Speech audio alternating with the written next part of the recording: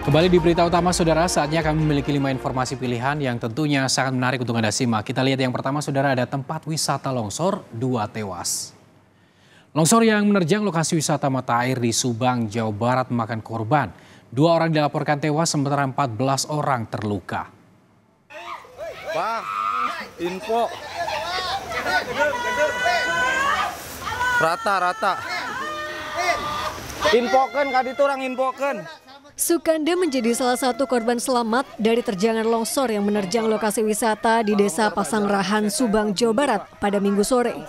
Saat itu ia bersama istri dan anaknya yang masih berusia 3 tahun tengah meneduh menunggu hujan berhenti. Namun tiba-tiba longsor menerjang hingga Sukanda dan keluarga terseret arus hingga beberapa meter.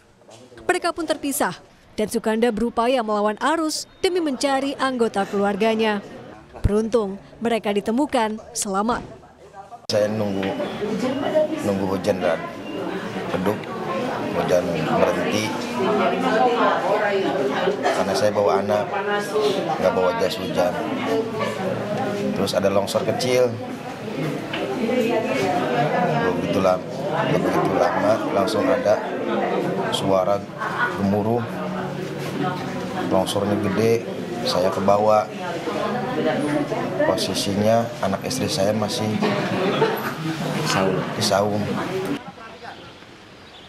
Hingga Senin sore, tim gabungan melaporkan total ada 2 orang korban meninggal dunia akibat longsor. Jenazah pertama ditemukan pada hari Minggu atas nama Oom Komariah, pemilik warung di sekitar lokasi. Sementara jenazah kedua bernama Dana ditemukan pada hari Senin yang merupakan warga sekitar. Penemuannya tuh di dekat reruntuhan, ya? Maju 10 meter lagi. Nah, posisinya tepat di bawah dapuran awi. Nah, itu kita mengambilnya dengan alat manual, menggunakan cangkul sama tangan. Isak tangis keluarga Oom Komariah pun pecah saat memakamkan jenazah korban pada Senin siang. Mereka tak percaya korban yang kerap berjualan di lokasi wisata tewas terseret dan tertimbun material longsor. Sementara itu, tim SAR gabungan resmi menghentikan pencarian korban di titik longsor dan fokus pada proses rehabilitasi dan rekonstruksi di lokasi bencana. Henry Irawan, Kompas TV, Subang, Jawa Barat. Kita lihat berikutnya, Saudara, santri dianiaya 17 rekannya. Seorang santri berusia 14 tahun tewas diduga dianiaya 17 rekannya di sebuah ponpes di Blitar, Jawa Timur. Korban mengalami luka parah di bagian kepala. Duka tak terbendung dirasakan oleh keluarga korban penganiayaan santri di Blitar, Jawa Timur.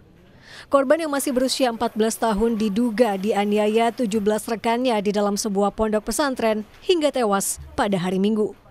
Rekan korban menuduhnya kerap mencuri sehingga emosi dan menganiayanya dengan benda tumpul.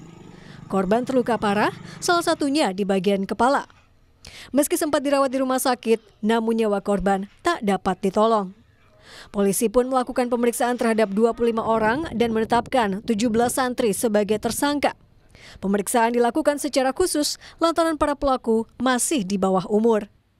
Sementara dari hasil penyidikan kami didapatkan bukti bahwa pengeroyokan dilakukan dengan cara menggunakan semacam alat berupa kabel dari setrika, sapu, dan juga semacam gagang kayu. Kasus penganiayaan ini menjadi urusan pihak kepolisian. Pihak keluarga korban berharap ada keadilan bagi kematian sang buah hati. Tim Liputan Kompas TV, Blitar, Jawa Timur. Informasi pilihan berikutnya, Saudara, pengedar uang palsu ditangkap. 2 pengedar uang palsu ditangkap polisi di sebuah pasar di Kabupaten Agam, Sumatera Barat. Penangkapan itu sempat menimbulkan kehebohan.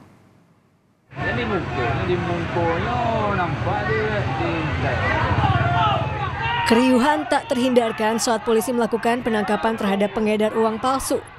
Peristiwa yang terjadi di Pasar Ahad, Kabupaten Agam, Sumatera Barat ini langsung menarik perhatian. Pria ini hanya bisa pasrah saat dibawa pihak kepolisian. Dari hasil investigasi, polisi pun menangkap rekan pelaku dan langsung membawanya ke Makopolres Agam untuk menjalani pemeriksaan lanjutan. Kedua pelaku mengaku membeli uang palsu secara online lalu membelanjakannya di pasar. Dan dari hasil uang palsu itu, modus operandi pelaku dengan membelanjakan per lembarnya dengan target lebih kurang sebanyak 20.000. Dan dari hasil penukaran uang palsu tersebut, dari tangan pelaku kita amankan uang tunai sebanyak Rp3.096.000. Polisi menyita barang bukti berupa 157 lembar uang palsu pecahan Rp100.000 serta sebuah mobil yang digunakan pelaku. Mereka pun terancam hukuman 15 tahun penjara. Rio Johannes, Kompas TV, Padang, Sumatera Barat. Selanjutnya, saudara, balita hilang misterius. Seorang balita perempuan di Madiun, Jawa Timur hilang dari rumahnya. Sebelumnya, anak balita itu sempat bermain dengan kakeknya di halaman rumah. Tetapi saat ditinggal sebentar, anak balita itu menghilang. Maulida Angelica Solihah, bocah berusia 3 tahun ini, hilang secara misterius dari rumahnya di Kelurahan Josenan, Kota Madiun, Jawa Timur, Sabtu siang lalu. Sebelum menghilang, korban sempat bermain bersama sang kakek di halaman rumah, sedangkan anggota keluarga lain sedang berada di dalam. Namun, tak lama setelah ditinggal sang kakek pergi untuk buang air kecil, tiba-tiba Maulida menghilang. Sang ayah yang mencari tak kunjung menemukannya, akhirnya melapor ke polisi.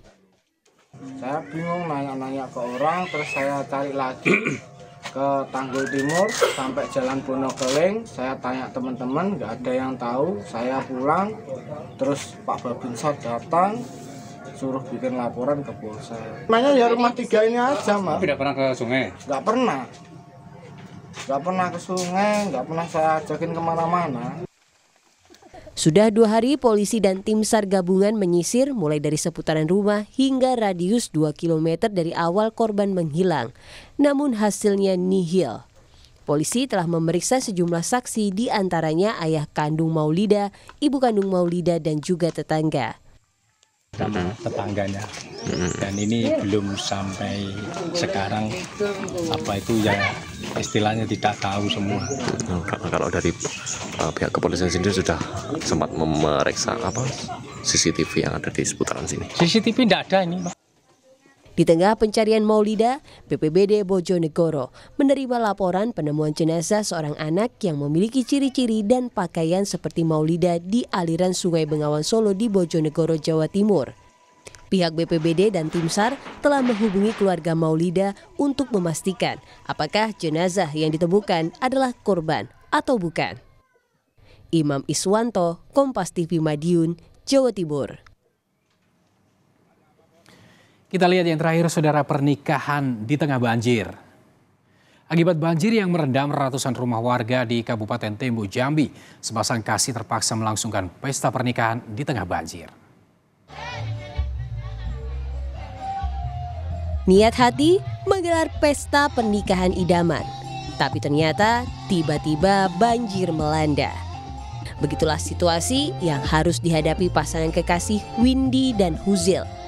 Rumah dan area pesta pernikahannya habis terendam banjir akibat luapan Sungai Batanghari di Jambi. Meski demikian, pasangan pengantin ini tidak mau menunda pernikahan mereka karena tanggal dan waktu pernikahan sudah terlanjur ditetapkan. Pesta pernikahan pun tetap digelar meski di tengah banjir. Agar para tamu tidak basah, pihak keluarga membuat jembatan dari papan kayu. Pesta pernikahan pun tetap berlangsung dengan meriah. Karena kami dengan keluarga sudah siap. Jadi 2 hari sebelum acara pengantin air sudah meluap. Nggak bisa ditunda, Bang, ya? Tidak bisa karena dari keluarga sudah menyebar surat undangan.